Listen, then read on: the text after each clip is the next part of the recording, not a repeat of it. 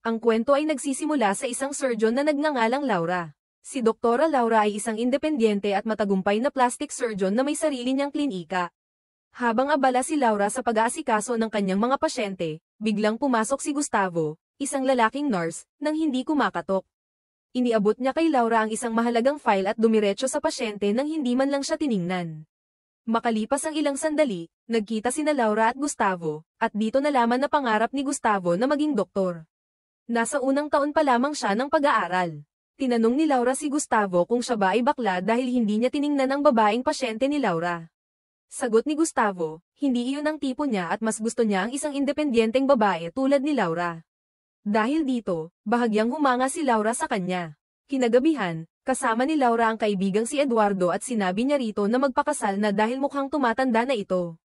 Sagot naman ni Eduardo, may babae siyang gusto ngunit hindi pa handang magpakasal. Sa totoo lang, noon pang nasa kolehiyo sila ay inalok na ni Eduardo si Laura ng kasal, ngunit tinanggihan ito ni Laura upang pagtuunan ng pansin ang kanyang karera.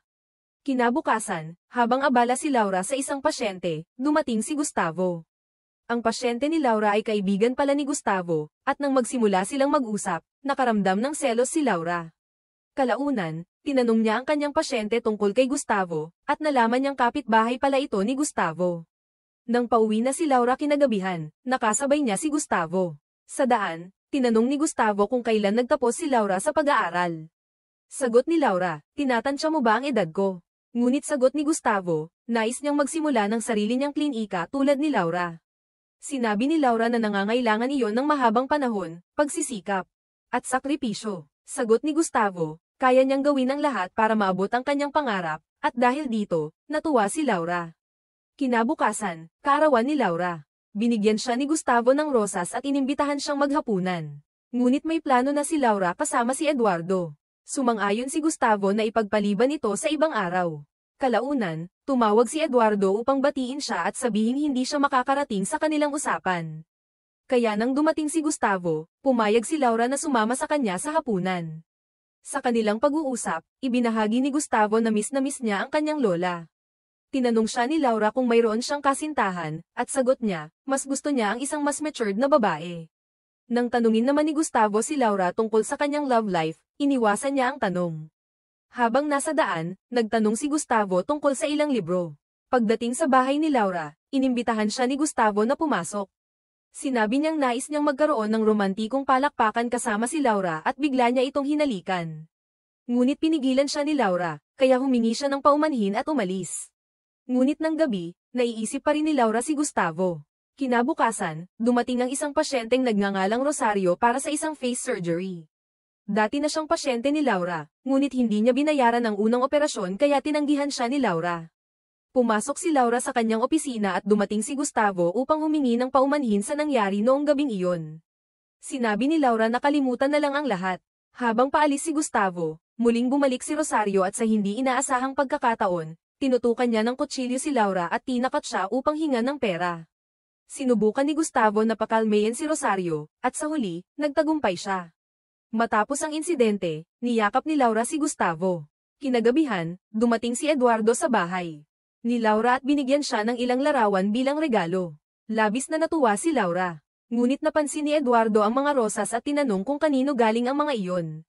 Sagot ni Laura, ibinigay ito ng isang 20 taong gulang na nurse na kasalukuyang nag-aaral pa lamang. Sinabi ni Eduardo na ang mga binatilyong 20 taong gulang ay gumagawa ng lahat ng ito para sa isang bagay lamang. Sagot naman ni Laura na wala siyang problema sa isang binatilyo. Mahal ni Eduardo si Laura kaya pinayuhan niya itong huwag makisama kay Gustavo, ngunit hindi siya pinakinggan ni Laura.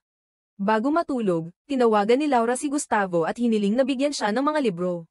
Bukod sa mga libro, nagdala rin si Gustavo ng isang CD ng musika bilang regalo, na labis namang nagustuhan ni Laura. Hindi na napigilan ni Laura ang sarili at hinalikan niya si Gustavo. Pagkatapos, dinala niya ito sa itaas kung saan nagpalakpakan sila. Kinabukasan, habang naka-duty, naging romantiko si Gustavo kay Laura at muli silang nagpalakpakan sa opisina. Kinagabihan, pumunta si Gustavo sa bahay ni Laura at doon niya nakilala si Eduardo. Pinagselos ni Eduardo si Gustavo, at nang umalis ito, nagsimula silang magtalo. Sinubukang paliwanagan ni Laura si Gustavo, ngunit sa galit nito, itinulak niya si Laura. Dahil dito, Nagalit din si Laura at sinabing kung nais ni Gustavo na manatili sa kanya, kailangang tanggapin nito ang kanyang buhay. Ilang sandali ang lumipas, humingi ng tawad si Gustavo, at muli silang naging malapit sa isa't isa. Sa gitna ng kanilang pag-uusap, inalok ni Gustavo ng kasal si Laura, ngunit sinabi nitong hindi pa niya iyon napag-iisipan. Ikinwento rin ni Laura ang kanyang nakaraan, nabuntis siya noong nasa universidad pa at inalok siya ng kasal ni Eduardo. Ngunit hindi siya handang maging isang may bahay kaya tinanggihan niya ito at piniling ipalaglag ito. Gustong manatili ni Gustavo sa piling ni Laura at makasama ito ng mas matagal, ngunit hindi pa handa si Laura para rito. Isang umaga sa opisina, nakatanggap ng tawag si Laura mula sa kanyang mga kapitbahay. Agad siyang umuwi at nakita niyang inilipat ni Gustavo ang kanyang mga gamit sa bahay ni Laura. Dahil dito, pinabalik ni Laura ang mga gamit ni Gustavo, ngunit sinabi ni Gustavo na pinaalis na siya ng kanyang kasera at wala na siyang matutuluyan. Sa huli, pumayag si Laura, ngunit may kondisyon, hindi maaaring gumawa ng kahit ano si Gustavo nang walang pahintulot niya.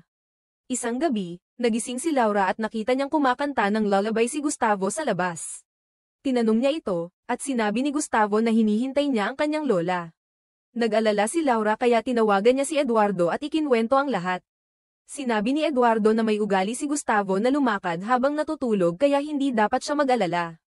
Kinabukasan, habang magkasama sila ni Gustavo sa umaga, tinanong ni Laura kung naalala nito ang nangyari noong gabi at kung nasaktan ba siya habang naglalakad sa kanyang pagtulog. Ngunit sa halip na sagutin ang tanong, naging romantiko si Gustavo at dinala si Laura sa kanyang kwarto. Sa klinika, tinanong ni Laura si Rosario tungkol sa kanyang kalagayan. Sinabi nito na nakita niya si Gustavo noong gabi. Kinagabihan, pag-uwi ni Laura, naghahanda si Gustavo ng hapunan. Ngunit napansin ni Laura na wala na sa dingding ang mga painting na ibinigay sa kanya ni Eduardo. Tinanong niya si Gustavo, at sinabi nitong nakakatakot ang mga iyon. Dagdag pa niya, sinabi ng kanyang lola na lumayo siya sa ganitong klaseng bagay. Dahil dito, nagalit si Laura at sinabing pupunta siya kay Eduardo at dapat nakabalik na ang mga painting pagbalik niya. Pag-uwi ni Laura, nakita niyang ibinalik ni Gustavo ang mga painting. Sinabi ni Gustavo, galing ka kay Eduardo. Sagot ni Laura, ayaw niyang makipagtalo, kaya dumiretso siya sa banyo upang maligo. Sinundan siya ni Gustavo at muli silang nagpalakpakan. Kinabukasan, magkasama sina Laura at Eduardo. Sinabi ni Laura na pakiramdam niya ay kakaiba si Gustavo, ngunit ayaw niya itong mawala sa buhay niya. Sinabi ni Eduardo, hindi ka nag-iisa, nandito ang matagal mo ng kaibigan. Kinagabihan, habang naghahanda si Laura para sa hapunan, nakita ni Gustavo ang suot niyang damit at sinabihang palitan ito. Siguradong si Eduardo ang nagbigay niyan sa iyo, sabi niya. Suot ni Laura ang damit upang magmukhang mas bata, ngunit galit na sinabi ni Gustavo na dapat isuot ni Laura ang mga dati niyang kasuotan, kung hindi, hindi sila aalis. Dahil dito, nagalit din si Laura. Hindi mo maaaring diktahan kung ano ang dapat kong isuot, sagot niya. Walang sino man ang makakapagdesisyon para sa akin. Pinapalabas niya si Gustavo sa bahay at pumasok siya sa kanyang silid. Sinundan siya ni Gustavo at sinabing hindi siya maaaring basta nalang paalisin ni Laura. Simula pa lang ay pinahirapan mo na ako, sagot ni Laura. Lumapit si Gustavo upang suyuin siya, ngunit hindi na siya handang magpatalo. Ang pag-unawa sa relasyon ang pinakamahalaga, sabi ni Laura. Hindi lang ito tungkol sa pisikal na ugnayan. Ngunit hindi siya pinakinggan ni Gustavo at sa halip ay sinubukan siyang pilitin. Pilit na tumakas si Laura at nang makawala, tumakbo siya sa kusina upang kumuha ng kutsilyo. Sinundan siya ni Gustavo, ngunit tinakat siya ni Laura. Kung hindi ka aalis, tatawag ako ng pulis. Dahil dito, lumabas si Gustavo ng bahay. Ikinwento ni Laura ang lahat kay Eduardo. Sinabi nito na dapat siyang magsampa ng reklamo, ngunit natatakot si Laura na lumaki ang gulo. Ginawa na ba niya ito noon? Tanong ni Eduardo. Sagot ni Laura, dati nang marahas si Gustavo at minsan ay pisikal na rin itong nanakit, pero hindi niya inakalang aabot ito sa ganito. Nag-alala si Eduardo kaya inalok niyang makituloy si Laura sa kanya. Kinabukasan, habang nasa klinika, inutusan ni Laura ang kanyang assistant na huwag nang papasukin si Gustavo. Ngunit sinabi ng assistant na umalis na ito at nag-iwan ng sulat, hindi ko na kayang humarap sa iyo. Alam kong hindi mo ako mapapatawad sa nagawa ko. Samantala, pauwi mula sa trabaho si Eduardo nang bigla siyang atakihin ni Gustavo sa parking lot. Nakasuot ito ng takip sa mukha, ngunit nakilala siya ni Eduardo dahil sa bracelet na suot niya. Nang malaman ito ni Laura, agad siyang pumunta kay Eduardo. Ginawa ito ni Gustavo dahil selos siya sa akin, sabi ni Eduardo. Nakita ko ang bracelet niya. Sinabi ni Laura na humingi na ng tawad si Gustavo at umalis na ito, kaya walang silbi ang pagsasampa ng reklamo. Pero duda pa rin si Eduardo. Nagkakamali ka sa pagtitiwala sa kanya, sabi nito. Babalik siya at guguluhin ka ulit. Hindi naniwala si Laura. Kung magsasampa ka ng reklamo ng walang ebidensya, hindi na kita kakausapin. Pag-uwi ni Laura, sinuri niya ang mga gamit ni Gustavo. Doon niya natagpuan ang isang larawan niya habang naliligo at ilang kakaibang guhit sa isang notebook. Gusto niyang malaman ang nakaraan ni Gustavo, kaya pinuntahan niya ang isang dating pasyente na kapitbahay ni Gustavo. Ayon sa babae, wala talagang lola si Gustavo. Ang matandang babae na sinasabi niyang lola niya ay kaibigan ng kanyang mga magulang. Nang mawala ang mga magulang ni Gustavo, inampon siya ng babae, ngunit kalaunan ay nagkaroon sila ng kakaibang relasyon, nabuhay silang parang mag-asawa. Nang malaman ito ng mga kapitbahay, tumakas ang babae patungong Spain, at mula noon, mag-isa nang namuhay si Gustavo. Pagbalik ni Laura sa bahay, narinig niyang tumutugtog ang opera na ibinigay sa kanya ni Gustavo. Napansin din niya ang isang pagbabanta na nakasulat sa salamin. Natakot siya at agad na tinawagan si Eduardo, na tumawag naman sa pulis. Delikado si Gustavo, kaya niyang gawin ang kahit ano, sabi ni Laura. Pinakalma siya ni Eduardo, may armas ako. Kung bumalik siya, ililigpit ko siya. Kinabukasan, habang nagsasagawa ng operasyon si Laura, biglang lumala ang kondisyon ng kanyang pasyente. Nagpanik si Laura at lumabas ng operating room.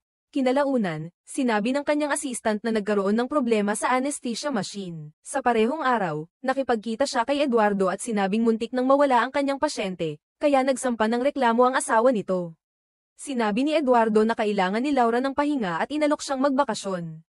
Hating gabi, tinawagan ni Eduardo si Laura at sinabing nahuli na si Gustavo. Sa wakas, nakahinga ng maluwag si Laura at pumayag na magbakasyon. Ngunit kinabukasan, habang naghahanda sila, biglang dumating si Gustavo at tinangkang itumba si Eduardo. Biglang tumunog ang doorbell, kaya sinamantala ni Eduardo ang pagkakataon at nagkulong sa kwarto. Napansin ito ni Gustavo, ngunit nang umalis ang pulis, agad siyang pumunta kay Laura. Sa ospital, habang inaasikaso ni Laura ang isang pasyente, bigla siyang lumabas saglit. Pagbalik niya, sa halip na ang pasyente ang naroon, si Gustavo ang nasa loob. Tinangka niyang tumakas, ngunit nakita niyang iniligpit na ni Gustavo ang kanyang mga staff. Hindi na siya nakatakas nang hawakan siya ni Gustavo. May binabalak si Gustavo, nais niyang bigyan si Laura ng mukha ng kanyang lola. Kinuha niya ang isang blade at sinimulang oprahan ang mukha ni Laura. Ngunit biglang dumating si Eduardo at pinaputokan si Gustavo. Sa wakas, magkasamang lumabas ng ospital sina Eduardo at Laura, at doon natapos ang kanilang kwento. Maraming salamat sa panonood.